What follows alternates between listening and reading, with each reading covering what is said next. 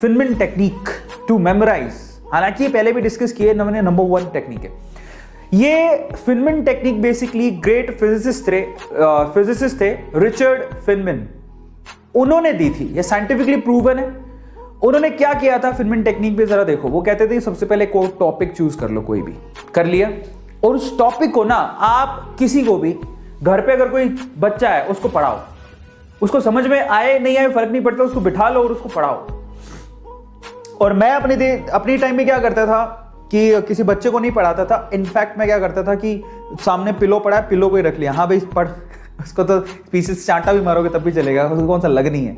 तो हाँ पिलो, वो नहीं होता सिराना, उसको रख लिया, हाँ देखो ऐसे ऐसे होता है। मैं करता था, मैं बहुत करता था। तो वो ये कहते हैं कि पहले कोई एक टॉपिक चूज करो, किसी बच्चे को पढ़ाओ, ठीक है। अब वो क्या कहता है, अब जब आप उसको पढ़ा रहे थे तो आप कहां कहां अटके वो देखो।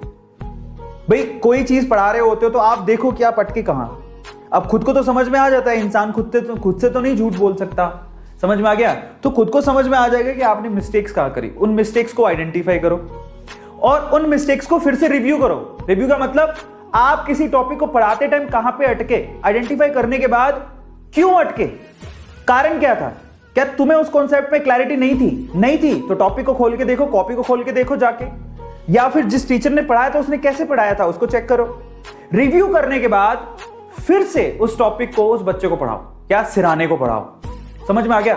जिस वक्त आप खुद सेटिस्फाई हो जाओगे कि नहीं यार अब तो मैंने जो पढ़ाया बेसिकली वो प्रॉपरली उसे भी समझ में आ गया होगा, क्योंकि मैं इस चीज को समझ पा रहा हूं, तो समझ लेना वो टॉपिक आपको अच्छे से याद हो जाएगा।